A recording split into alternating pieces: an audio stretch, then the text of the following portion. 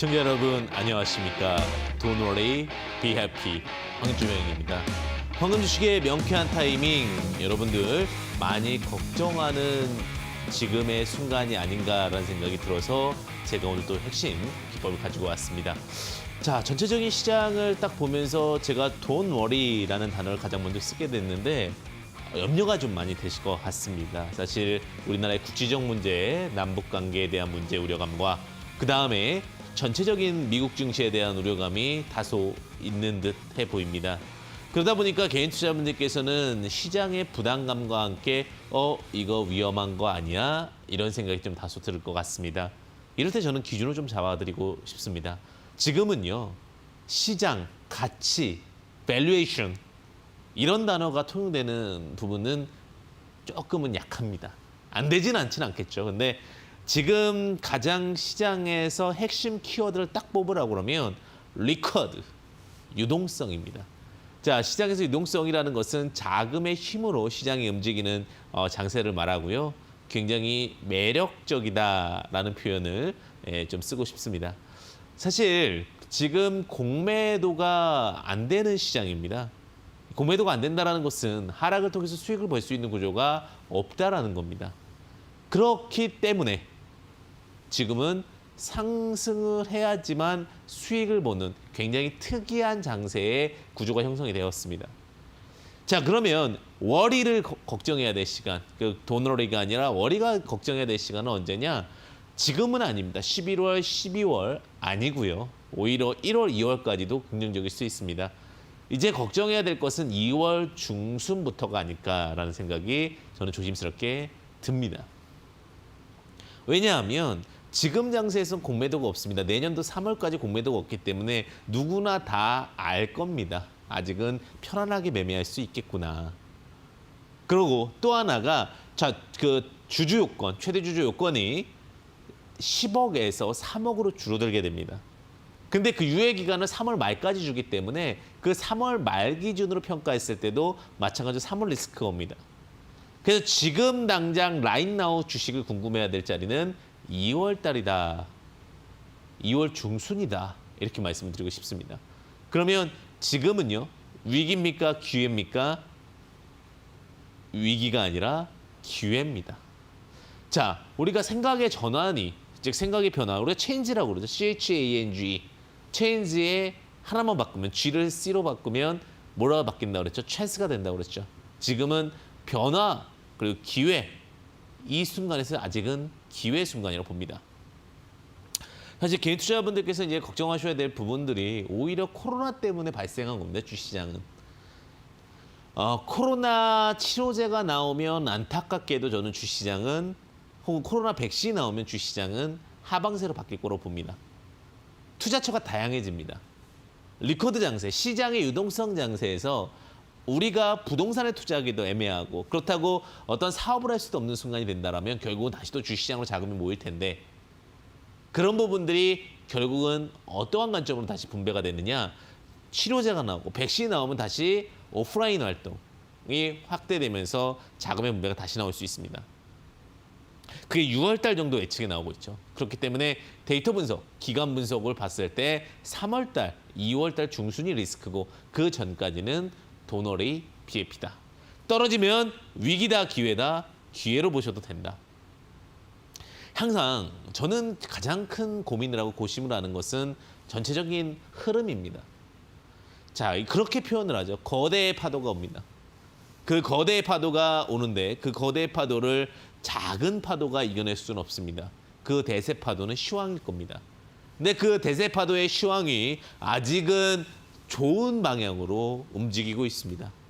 아무리 작은 어떠한 파동들이 나온다 하더라도 이 대세 파도가 시장을 장악하고 있고 이 대세 파도가 나아가고 있다면 Don't worry, BFP입니다.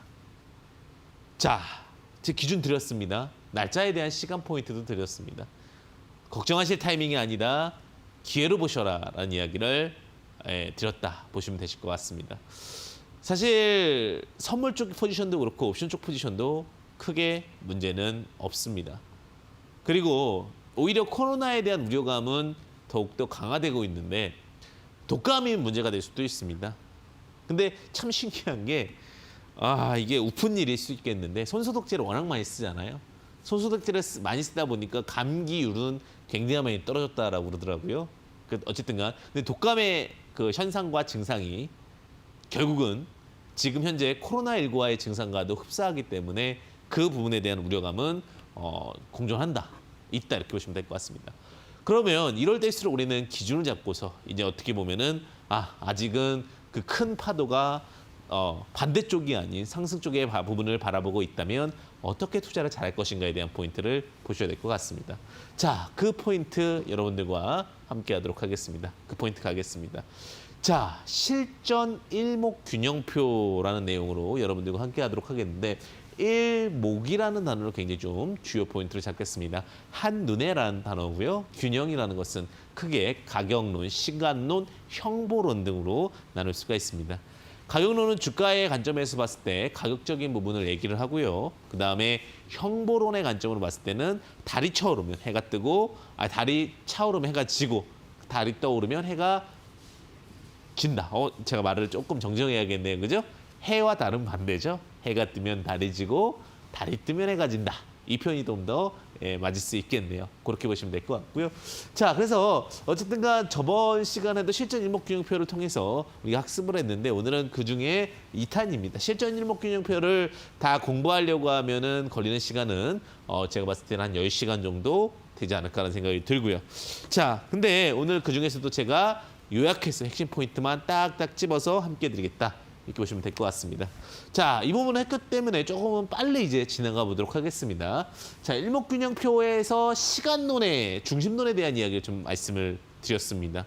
자, 일목산인이 얘기를 합니다. 자, 일목산인이 일목균형표를 만든 사람입니다. 이걸 정말 알려주기 싫어가지고 꽁꽁 숨겨놨다가 알려줬다 이런 표현이 있긴 한데 자, 그 흐름을 보면서 여러분들과 좀 같이 한번 해보도록 하겠습니다. 자, 중심론, 균형표의 중심론에 대해서 좀 고민을 해봐야 될 것 같은데 자, 균형표를 보겠습니다. 중심. 이 중심에 대해서 굉장히 동양 철학성향에서는 굉장히 중요한 부분을 하게 됩니다. 만약에 그럼 이 내용이 조금 어렵다 생각하시는 분들은요. 노란톡 오픈 채팅방 황주명, 황금주식의 명쾌한 타이밍을 검색하시게 되면 또 무료로 들어오실 수 있으시니까 참고하셔서 보시면 좋으실 것 같고요. 관련된 내용들 또 제가 함께 풀어가는 시간도 갖도록 하겠습니다. 자, 실전 일목균형표의 중심론에는 크게 세 가지입니다. 제가 말씀을 드리지만 가격 중심론이라는 단어가 있고요. 그 다음에 이 시간 중심론이라는 게 있고요. 그리고 마지막으로는 형보론이라고 해서 어떠한 그 변화, 파동 중심론이라는 게 생기게 됩니다. 자, 그중에서 이 전환선과 기준선과 후행 스팬은 어떻게 보면 가격 중심론에 있는 거고요. 네, 과거지표라는 단어를 씀으로써 시간 중심론이 들어가게 됩니다. 자, 근데 전환선, 최근 9일간 최고가 최저값의 중간값은 우리가 이동평균선에서 OMA, 이동 무빙 에버리지를 갖게 된다라고 표현을 썼고요. 그 다음에 기준선 26은요, 우리가 21 이동평균선, 20MA라고 표현을 쓰게 됩니다. 자, 그러면 후행 스팬은 뒤로 밀려 내려간다고 했는데 이 전환선과 기준선의 포인트는 뭐예요? 눌림 자리를 공략했어요. 우리가 종목이 눌리게 되면 5일선에서 매수해, 종목이 눌리게 되면 21선에서 매수해라는 포인트들을 알려준다라고 보시면 되실 것 같고요. 후행 스팬은 현재 종가를 26일 뒤로 이동한 값을 후행 스팬이라고 표현을 하게 됩니다. 그래서 전환선, 기준선, 후행 스팬까지 아울러서 보시는 힘은 있을 수 있다라고 보시면 되실 것 같습니다. 그럼 이것들을 어떻게 쓰느냐? 지금 말은 굉장히 어려울 수 있는데 그냥 딱딱 눌림이 됐을 때 확인을 하는 겁니다. 전환선 9일선이라는 것은 일반적으로 우리가 최고점과 최저값의 중심값을 보는 거고요. 기준선도 마찬가지로 최고값과 최저값의 중심값을 보는 겁니다. 후행 스팬은 악성 매물을 소화하는 건데 악성 매물 소화선이라고도 합니다. 현재의 가격이 26일 뒤의 가격을 그러니까 쉽게 얘기하면 만약에 9월 27일이면은 9월 11일 날 가격을 뒤로 미뤘을 때 12일 날 뒤로 미뤘을 때 이 가격에 대한 악성 매물을 소화할 수 있느냐에 대한 부분입니다. 지금 너무 어려워요. 이 포인트가 뭔지 모르겠어요. 모르셔도 됩니다. 하지만 그래도 계속해서 반복하면서 보셔야지만 이론적인 부분들이 체킹이 되고 확인이 되실 수가 있습니다. 자, 그럼 이 과거선을 갖고 이제 우리는 과거선을 일반적으로 언제 사용하느냐? 눌림 포인트에서 사용을 한다라고 보시면 될 것 같은데 언제 포인트? 눌림 포인트에서 많이 사용하는 것이 과거선입니다. 그러면 이 과거선 말고 또 다른 선, 오늘은 그 또 다른 선, 이 부분을 집중적으로 저번 주에 학습하셨다면 이번엔 또 다른 선을 보실 건데 그 또 다른 선에 대해서 한번 보도록 하겠습니다. 또 다른 선은요, 미래선입니다. 오늘은 이게 굉장히 중요할 수가 있어요. 과거에 대해서는 저번 주 학습 내용을 보시고 미래선을 좀 주의 있게 보셔야 될 것 같은데 과거와 현재를 바탕으로 미래를 예측한다. 일목균형표가 두각을 받는 그 이슈 중에 하나는 미래선에 대한 포인트입니다. 자, 미래선 52라는 단어가 나오는데 이거는 누가 만들었다? 이 황금주식의 명쾌한 타이밍, 황주명이 만든 겁니다. 자, 최근 52일간 최고가 최저값의 중간값을 만든 것이 미래선 52입니다. 자, 근데 거기서 중요한 것이 무엇이냐? 왜 52는 이동평균선에서 어느 포인트를 나타냅니까? 60MA랑 같은 거죠. 근데 왜 미래선이라는 단어를 씁니까? 제가 말씀드리는 건 이 선행스팬 2 때문에 그렇습니다.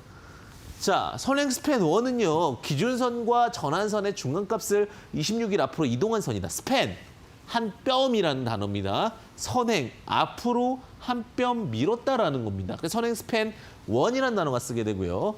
선행스팬 2는요. 앞으로 한 뼘 미는데 제가 이 미래선이라는 단어를 쓴 게 52의 값을, 52의 중심값을 26일 앞으로 이동한 값을 선행스팬 2라고 합니다.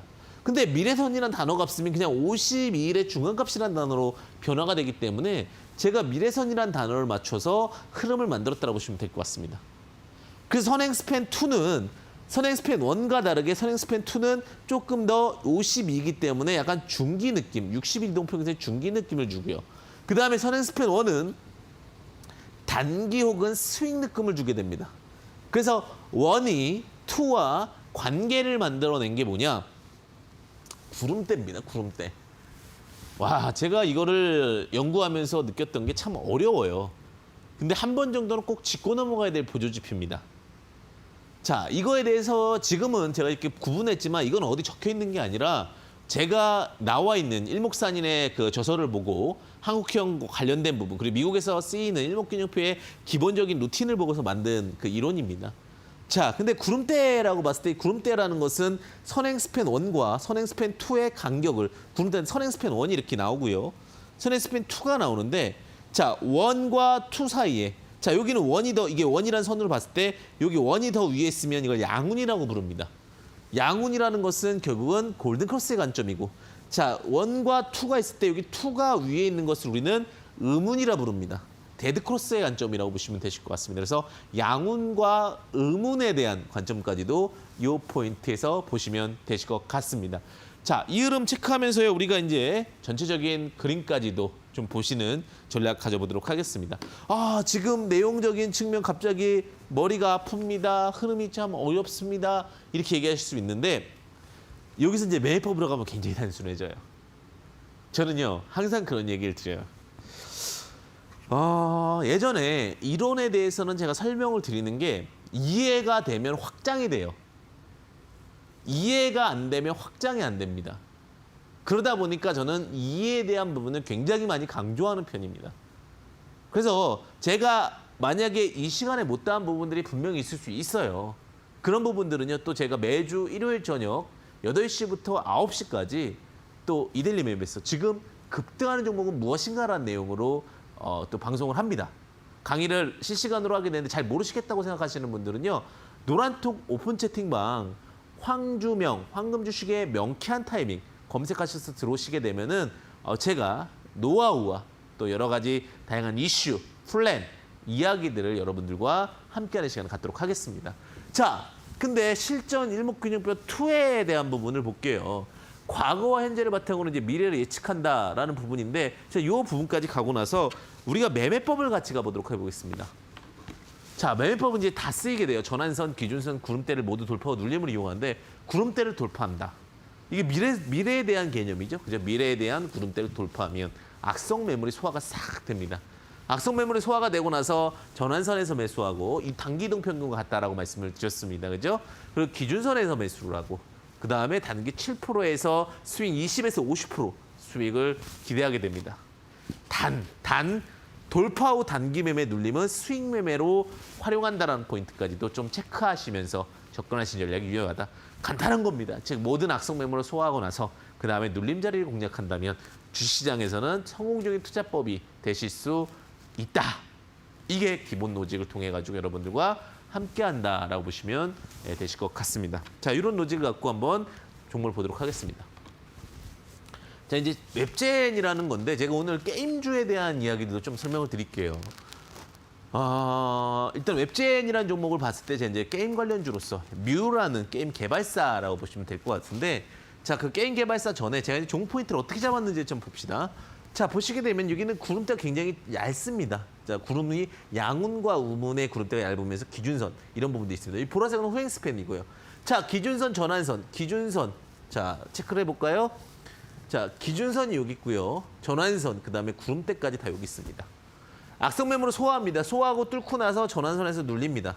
전환선에서 눌리니까 다시 어떻게 돼요? 급등이 나오죠. 그다음에 또 기준선에 눌리니까 또 급등이 나오죠.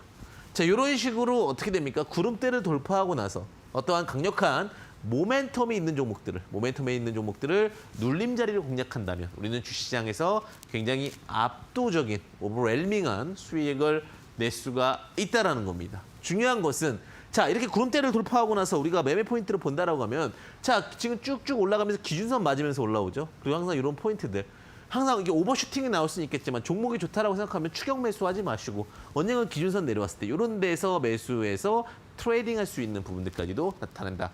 단 전제 조건은 뭐예요? 이렇게 종목이 팡팡팡 튈 수 있으려면 결국은 뭐가 밑에 깔려야 돼요? 구름대라는 부분이 깔려야 됩니다. 이 구름대는 결국 뭐예요? 지지대라고, 밑에 있을 때는 지지대라는 표현을 쓰게 되고요. 위에 있을 때 뭐라고 표현할까요? 저항대라고 부르게 됩니다. 그렇기 때문에 이런 지지대 포인트, 게임적인 이슈에 대해서도 확인을 할 때는 이런 포인트까지 좀 체크해 보시면서 가셔야 될 것 같습니다. 제가 게임주들에 대한 부분들에 대해서 굉장히 궁금해하시는 분들이 굉장히 좀 많으신 것 같아요. 그래서 제가 이번에는 게임주를 좀 설명을 좀 드리려고 해요. 항상 그 연구를 많이 합니다.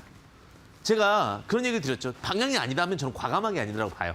제가 에어부산을 분석을 해드렸었죠. 분리매각부터 시작해가지고 다 말씀을 드렸어요. 물론 그리고 급등을 한번 했습니다. 근데 제가 거기서 상승을 하는 구간에서 그냥 저는 아니다라고 얘기를 드렸어요.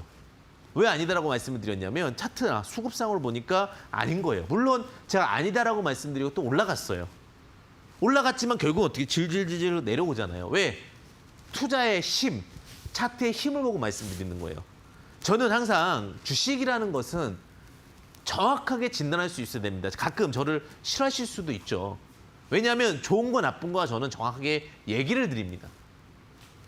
그게 결국은 답이라고 봐요. 어느 순간 요즘에는 너무 다 좋은 건 좋은 거대로, 나쁜 건 나쁜 거대로. 이게 아니라 그냥 두루뭉실한 게 참 많아요.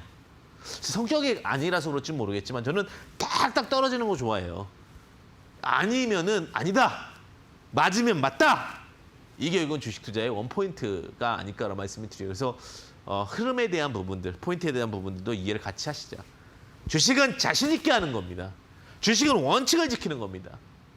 자, 보겠습니다. 자, 그래서 이제 게임이랑 관련주로 보니까 제가 포인트 좀 체크해 보면서 가도록 하겠습니다. 자, 보시게 되면은 자, 흐름에 대한 부분들 좀 체크해 보도록 하겠습니다. 자, 게임 개발사라는 내용이 좀 있어요. 게임 개발사에 대한 내용일 텐데, 자, 보시게 되면은 카카오 게임즈는 게임 개발사 플러스 퍼블리셔다라는 키워드가 나오게 됩니다. 왜 퍼블리셔라는 단어를 갖고 제가 진행을 하자라고 말씀을 드렸냐면 게임 개발사 포인트에 대한 로직은 그대로 유지가 될 수가 있습니다. 그런데 제가 퍼블리셔다라는 거는 조금은 다룰 수 있는 관점에서 보실 수 있으실 것 같은데, 자, 이 포인트 제가 한번 가보도록 하겠습니다. 자, 주식이라는 것이 결국은 내용을 잘 알아야 되는 관점이라고 보시면 될 것 같고요. 그 주식에 대한 관점으로 봤을 때 우리는 핵심 사항들을 좀 체크해 보셔야 될 부분도 있을 것 같습니다. 자, 보겠습니다. 카카오 게임즈는 개인 개발사다, 퍼블리셔다, 이런 단어를 한번 좀 체크해 보도록 하겠는데, 자, 게임 개발사 그리고 퍼블리셔, 누가 더 많이 돈을 벌 것인가에 대한 포인트를 좀 체크해 보셔야 될 것 같습니다. 특히 퍼블리셔 같은 경우는 우리가 핵심 사항에서 굉장히 중요할 수가 있는데 매출에 대한 부분들은 대부분 개인 투자분들이 게임 개발사라고 봐요. 근데 그 매출에 대한 부분들뿐만 아니라 퍼블리셔가 돈을 더 번다라는 겁니다. 전 이거를 정말 많이 말씀드리고 싶어요. 게임을 잘 만드는 게 중요한데 지금은요 유통공룡이라는 표현을 써요. 이런 걸 아셔야 돼요, 사실은. 수익을 보시려면요. 누가 매출이 많이 생기는지 누가 핵심인지를 보셔야 되는 거예요. 제가 카카오 게임즈도 올라갔죠. 이렇게 올라갔다가 지금 내려왔는데 왜 카카오 게임즈가 두각을 받는지를 보자고요. 예전에는요. 게임 개발자가 굉장히 중요시 여겼어요. 게임 개발자가 굉장히 중요시 여겼는데 지금은 퍼블리셔가 중요한 게 이렇게 생각하면 돼요. 이렇게 하면 좀 쉽겠네요. 두 가지 관점으로 볼게요. 책을 판매하는 책이라는 게 있어요. 이 책을 판매하는 뭐 리브로, 예를 들면 리브로라는 곳이 있다. 그럼 이 리브로는 유통사예요. 책은요. 하나의 재료인 거예요. 그럼 여기에다가 커스터머, 고객이 들어가게 되는 거죠. 그러면 물론 지금 여기 이제 온라인 마켓이라는 게 생겼지만 이런 어떠한 유통망, 뭐 예스24라든지 뭐 이런 데들. 이런 데들이 오히려 이 책을 만드는 하나하나보다 더 중요한 역할을 할 수가 있겠죠. 뭐 아마존이라든지 뭐 이런 데들. 이런 데들이 결국은 이 유통사의 커스터머가 되는 건데 여기가 뭐예요? 거대 공룡이에요. 쉽게 얘기하면. 이렇게 생각하면 더 쉬울 수 있을 것 같은데 이마트라는 회사가 있어요. 그럼 이마트에서 여기서 여러 가지 다양한 농산물들이 있죠. 이 농산물들을 또 커스터머한테 넘기는 거죠. 그러면 이 유통공룡이라는 표현을 쓰는 게 이마트가 결국은 여기서 가장 큰 핵심 키워드가 되는 거죠. 즉 퍼블리셔라는 것은 뭐냐? 게임을 유통할 수 있는 공간을 마련해 주는 거예요. 고객한테 접근할 수 있는 부분요. NC소프트처럼 아예 다운로드라든지 이런 부분들의 시장 점유율이 좋은 건 괜찮은데 그런 게 아니라 고객들이 이런 새로운 게임이 나왔는지도 모르잖아요. 그런 망을 어떻게 이용하느냐. 그래서 이런 것들이 굉장히 중요할 수 있는데 국내에는 카카오톡이라는 게 있죠. 이걸 통해 가지고 게임 이렇게 올라오잖아요. 그죠? 이런 게 이제 퍼블리셔예요. 출판사, 공급자 이런 거거든요. 그 다음에 또 어디가 있냐면 네이버라는 곳이 있어요. 네이버. 그 다음에 뭐 예를 들면은 뭐 쉽게 하면 틱톡 이런 데도 우리나라 아니겠지만 그 다음에 또 어디 있어요?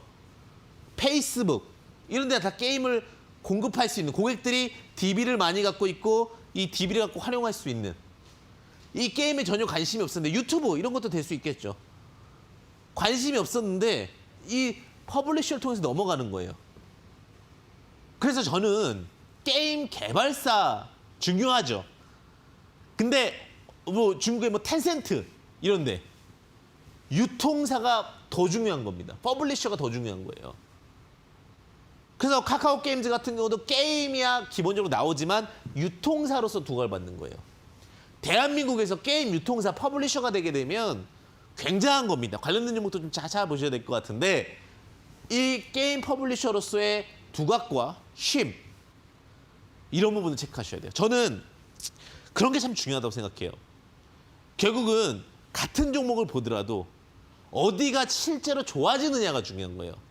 주식하는 입장으로서 그냥 단순히 뭐 가끔 그래요. 저랑 안 맞는 건데 뭐 세력주 그다음에 뭐 작전주 이런 나라 저는 안 좋아하거든요. 회사가 변화하면요. 회사가 좋아지면요. 당연히 가치를 평가를 받습니다. 그러면 그게 3배, 4배, 5배, 10배 그냥 가요. 그 안에서 수급이 들어오는 것 같고 이상한 단어들이 써지는 건데 결국은 회사가 변할 수 있느냐에 대한 핵심 키워드들을 보셔야 돼요. 그러면 게임에서 가장 큰 변화는 무엇이다? 개발을 하는 거다? 맞죠? 근데 그 개발보다 더 중요한 건 뭐예요? 퍼블리셔가 되는 겁니다.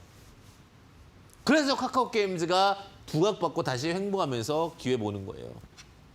퍼블리셔가 될 수 있는 기업들, 대한민국의 퍼블리셔는 누가 있는지를 꼭 체크해 보셔야 돼요.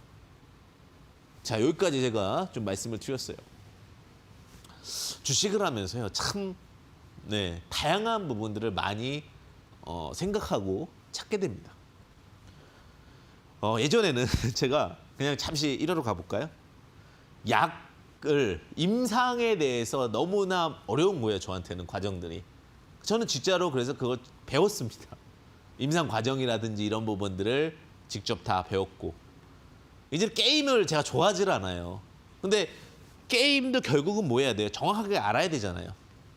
정말 주식 스페셜리스트라는 게 정말 다양한 분야를 깊게 알아야 돼요. 그래야지만 정확한 진단과 정확한 판단이 되죠. 요즘에 자동차 부품에서도 정말 많이 공부하고 있어요. 그중에서 핵심이 될 걸 찝어드리는 것이 결국 제 역할이거든요. 맞지 않습니까? 이 게임 회사 중에 개발사를 보셔라. 혹은 퍼블리셔를 보셔라. 수소차는 뭐가 중요하다? 수소차가 중요합니까? 전기차가 중요합니까? 전기차가 중요하다. 이런 내용들이 굉장히 중요한 거예요. 굉장히 포인트가 되는 거예요. 아시겠죠? 자, 보겠습니다. 자, 그러면 다음 포인트 보게 되면 그래서 제가 갑자기 이제 웹젠에서 개발사가 중요하냐, 퍼블리셔가 중요하냐에 대한 얘기를 좀 길게 드렸어요. 자, 보겠습니다. 그다음에 바이오톡스텍. 바이오톡스텍도 수급을 볼게요. 자, 여기서 이제 구름대가 얇아져요. 구름대가 얇아진다는 거는 매물대가 얇아졌다는 건데 딱 장대양봉이 나옵니다. 장대양봉이 나오게 되면서 우리는 이제 포인트를 잡을 수가 있겠죠. 장대양봉이 이렇게 나오게 되죠. 그리고 나서 이제 추가적으로 추격하면서 전환선에서 매수 포인트도 나오고 기준선 다시 튀어 올라온 다음에 이렇게 올라가게 되는 포인트죠.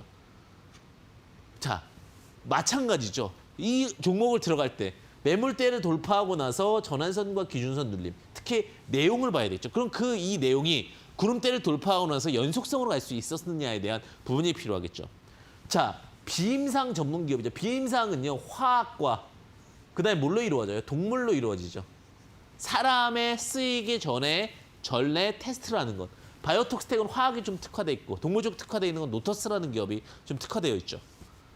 자, 그러면 이 비임상 전문 기업이 결국은 코로나19라든지 다양한 약에 대한 니즈가 늘어나게 된다면 혹은 신약 개발이 된다라고 했을 경우 신약 개발, 즉 바이오 열풍이 불었을 때는 결국은 누구나 다 찾을 수 있는 한 곳에만 찾지 않고 누구나 다 찾을 수 있는 곳이 뭐였다? 비임상, 바이오톡스텍. 주주가 또 셀트리온에 들어가 있고 그러다 보니까 제가 이 포인트에서 매수 포인트가 나온 거예요. 지금은 좀 부담스럽죠. 이런 부분들은 제가 또 체크드렸던 경우가 있었잖아요. 언제 또 체크드렸어요, 제가. 바이넥스, 즉 CMO 전문 기업으로서 두각을 받았던 부분들도 포인트로 잡혔다는 거죠. 재밌죠. 주식은 이렇게 재밌게 하는 겁니다. 저는 주식하면서 너무 어렵고 복잡한 거 별로 안 좋아해요. 매매는 단순하고 간단한 로직으로 하는 게 굉장히 좋습니다. 많은 개인 투자자분들이 어렵게 매매하시려고 해요. 근데 저는 그런 키워드를 이렇게 드려요. 단순하게 하자. 그런데 그 단순함 속에는 뭐가 있냐면 이해가 있어야 되는데 그 이해는 뭐예요? 어떻게든 수혜를 받을 수 있는 과정이 되느냐에 대한 부분이에요. 현상이 발생하면 현상에서 단계적 현상, 일시적 현상, 소량적 현상 이런 것들이 발생하게 되는데 저는 바이오톡스텍을 보게 되면 이런 어떠한 포인트, 전체적으로 수혜를 받을 수 있느냐에 대한 포인트까지 체크를 해서 진행하기 때문에 로직적으로 어긋나지 않는다라는 게 제 핵심 사항입니다. 자, 또 보겠습니다. 메드팩토. 메드팩토라는 거는 항암, 코로나 제약 바이오슈 있습니다. 자, 메드팩토 보시게 되면 자, 장대양봉 이렇게 올라옵니다. 장대양봉이 올라오게 되는데 제가 이거 너무나 말씀드렸죠. 내용적인 부분들은 제가 이제 워낙 많이 말씀드렸으니까 차트로 좀 이거는 좀 접근을 해볼까요?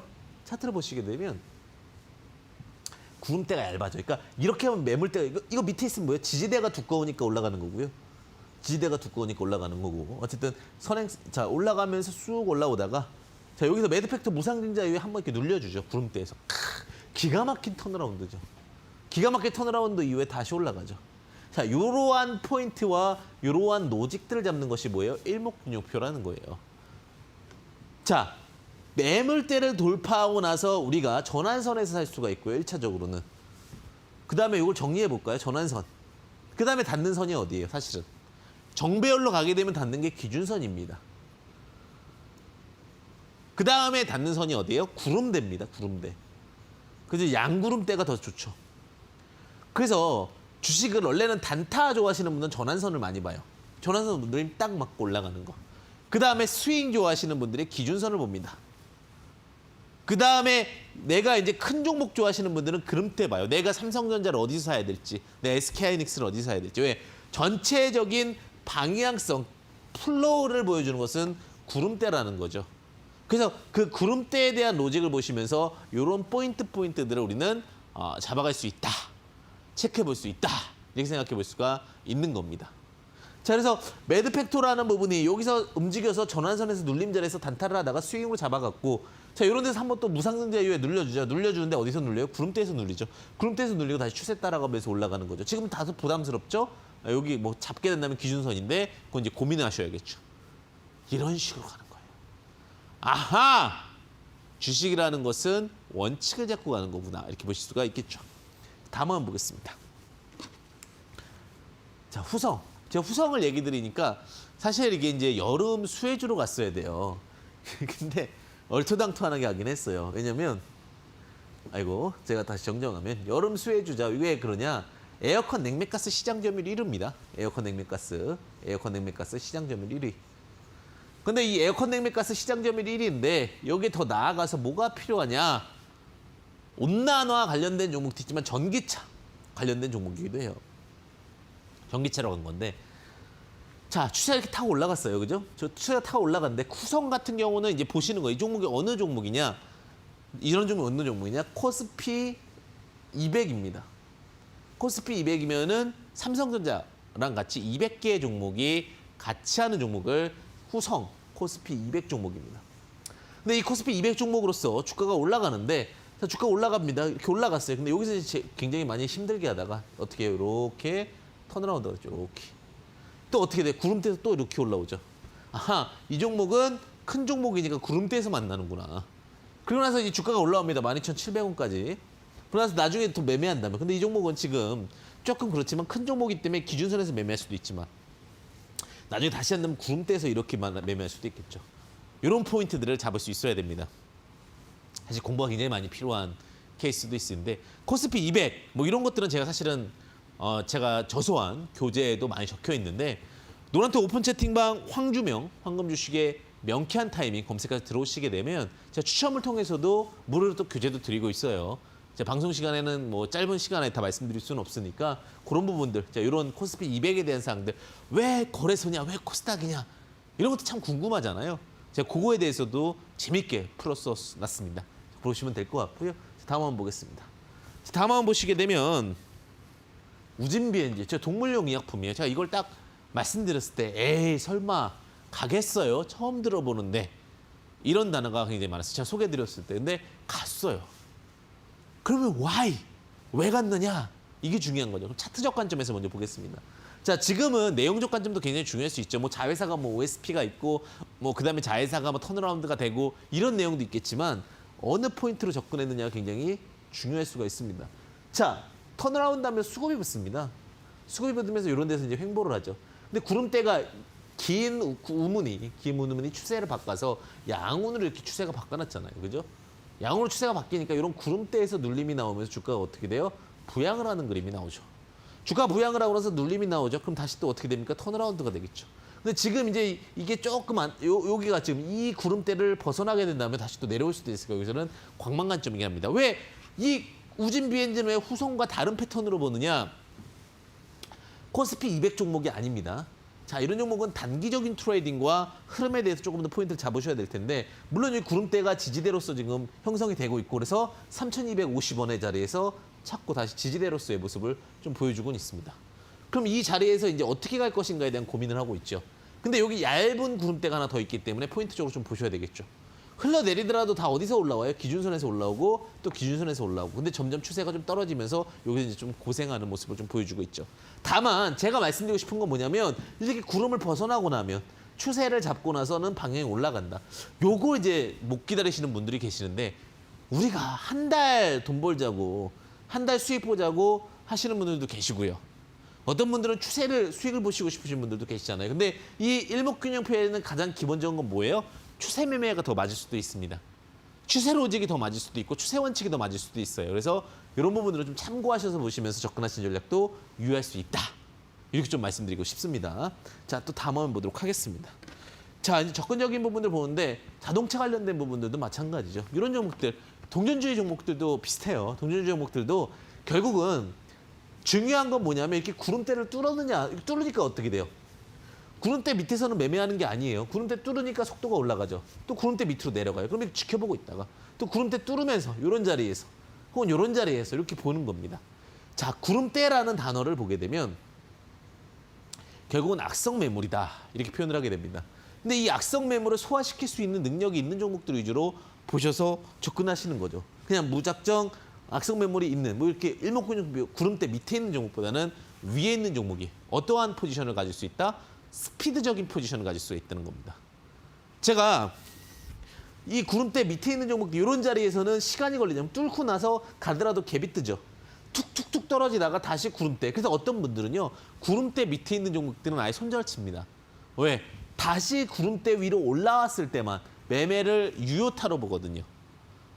원칙과 룰과 규율을 잘 지키는 것이 굉장히 중요할 수 있어요. 제가 다시 우진비엔지 하나 볼까요?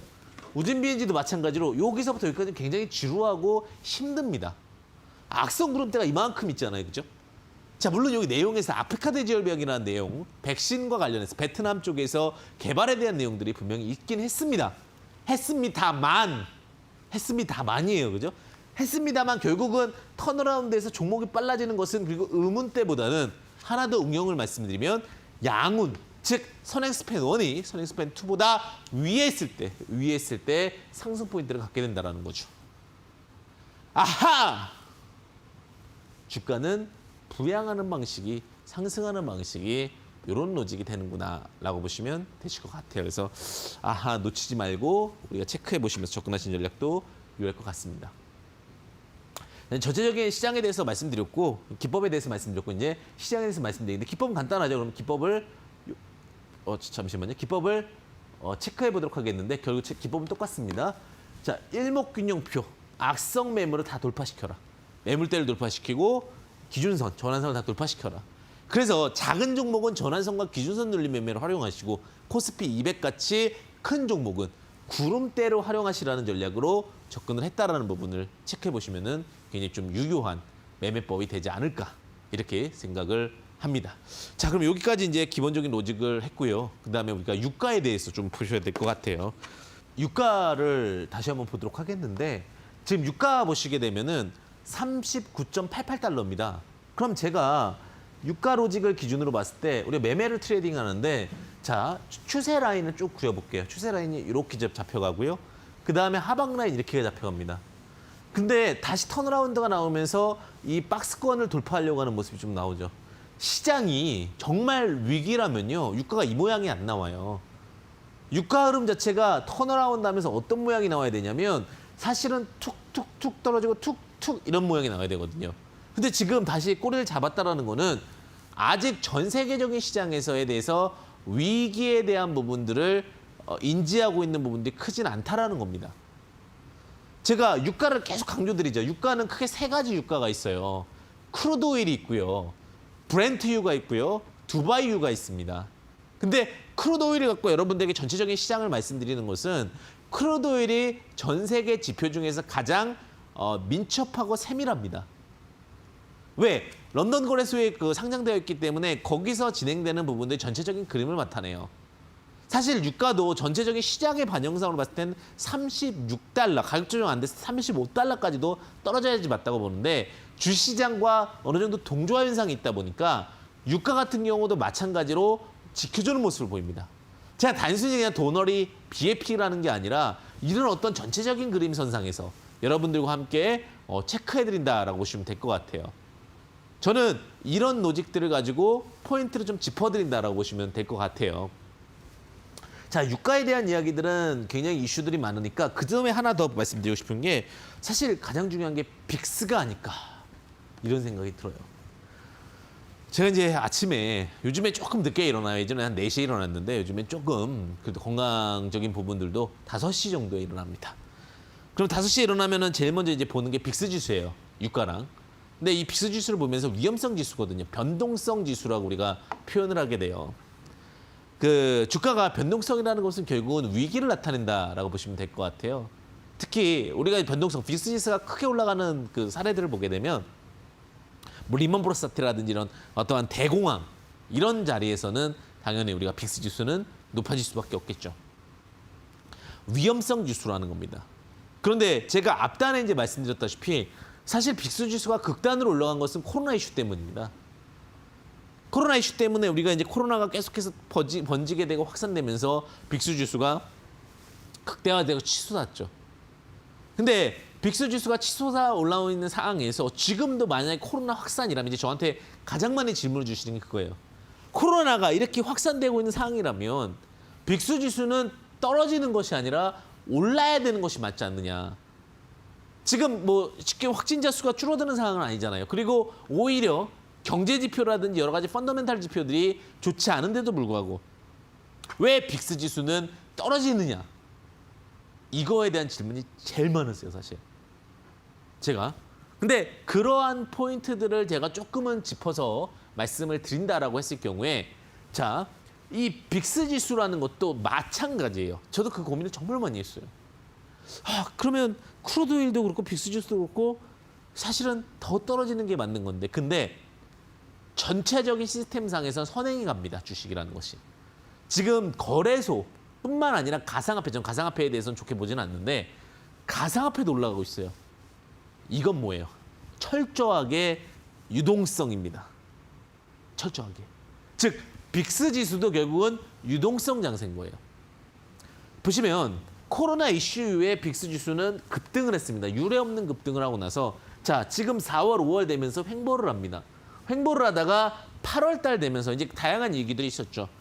모더나라든지 존슨앤존슨에서 코로나 치료제를 만들다는 이슈가 있었습니다. 그리고 그 코로나 치료제에 대한 이슈와 함께 주가가 이렇게 어느 정도 안정화를 잡는데 갑자기 여기서 무슨 이슈가 다시 나왔어요? 첫 번째는 다시 코로나에 대한 확산에 대한 이슈가 있었고요. 그리고 그것이 많이 퍼지고 있다라는 부분. 두 번째는 이 부분과 함께 여러 가지 군사적 문제에 대한 이슈들. 우리나라뿐만 아니라 전 세계적으로요. 그런데 지금 뭐예요? 상황이 우리나라 증시가 뭐 2%, 3% 빠짐에도 불구하고 빅스지수는 지금 하락하고 있다는 겁니다. 물론 여기서 하락해서 이제 스탑을 하고 나서 양봉을 만들면서 2.54%가 올라왔지만 이런 전체적인 그림 맥락상으로 봤을 때는 아직은 돈 월이라는 겁니다.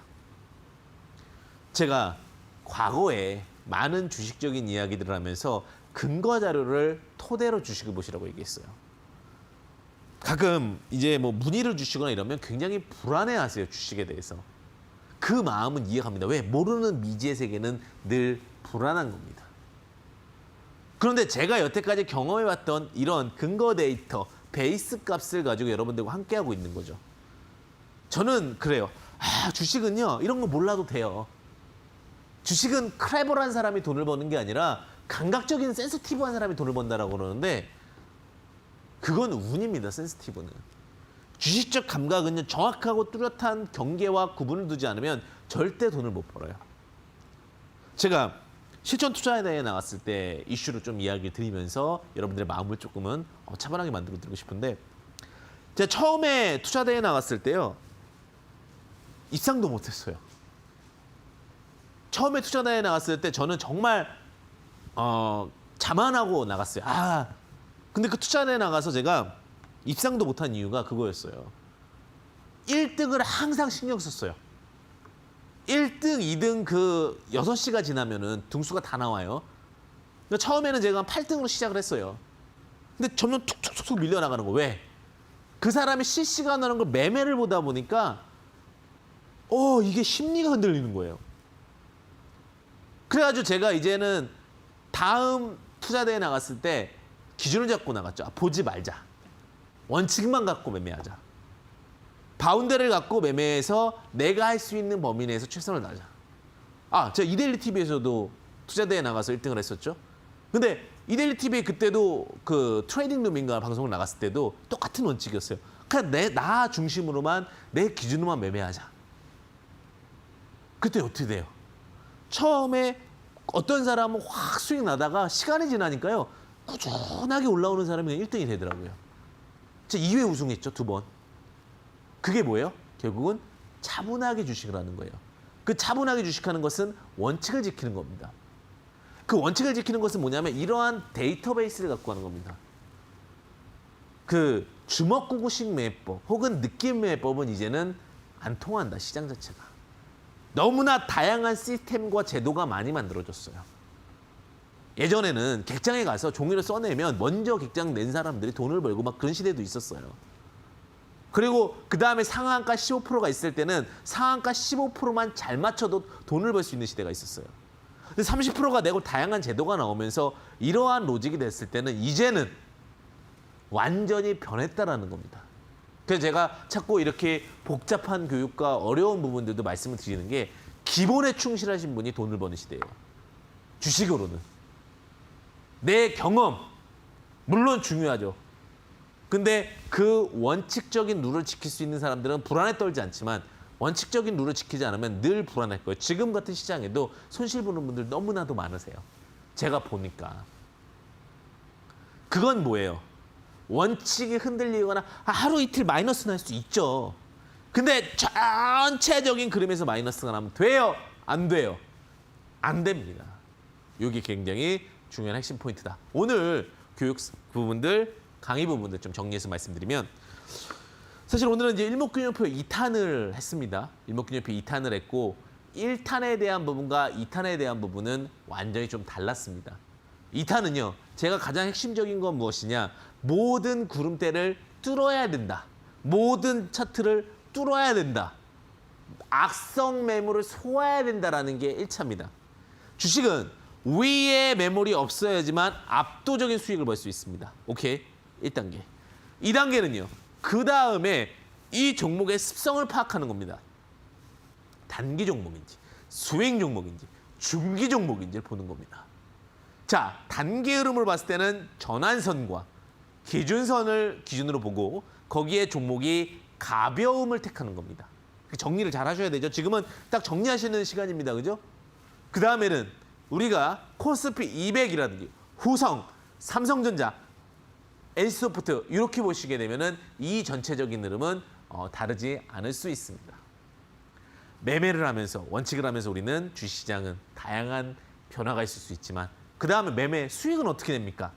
수익은요. 제가 말씀드렸죠. 게임을 보게 되면 퍼블리셔를 보셔라. 제약바이오를 보게 되면 누구나 다 수혜받을 수 있는 제약이 활성화됐을 때는 오히려 CMO 전문 기업이나 혹은 비임상 기업이나 이런 쪽으로 두각을 받는 확장이 필요하다. 제가 바이넥스 이야기 드릴 때 어느 누구도 바이넥스를 보지 않았다라고 물론 다 봤겠지만 그 공론화되지는 않았어요. 지금은 바이넥스가 신곡하고 저기 위에 있지만 이게 결국은 뭐예요? 원칙과 주식의 매매법이다. 자, 개인 투자분들 많이 힘드시죠? 제가 이 단어 하나로 여러분들에게 힘을 드리고 싶습니다. 목계지덕. 고 이병철 회장이 가장 중요시 여겼던 건데 지금 같은 자리에서는 우리는 정말 핵심 사항을 알고 계셔야 됩니다. 어느 부분에서도 흔들리지 않는 마음, 목계지덕을 갖고 이 시장을 이겨내실 수 있으셨으면 좋겠고요. 그 다음에 한 번 정도는 목계지덕을 검색해보는 시간도 좋습니다. 저는 항상 심리에 대한 이야기들 많이 드리는데 이 심리에 대한 부분들은 제가 노란톡 오픈 채팅방 황금 주식의 명쾌한 타이밍 황주명 검색하셔서 들어오시면 여러분들과 함께 할 거고요. 만약에 오늘 못다 했던 이야기들은 또 일요일 날 여러분들 지금 급등하는 종목은 무엇인가라는 내용으로 오후 8시부터 9시까지 함께 하도록 하겠습니다. 늘 힘을 드리는 사람이 되고 싶습니다. 늘 곁에 있을 때 웃음을 주는 사람이 되고 싶습니다. 황금 주식의 명쾌한 타이밍 황주명 여러분 응원하도록 하겠습니다. 화이팅! 성공자 되십시오. 감사합니다.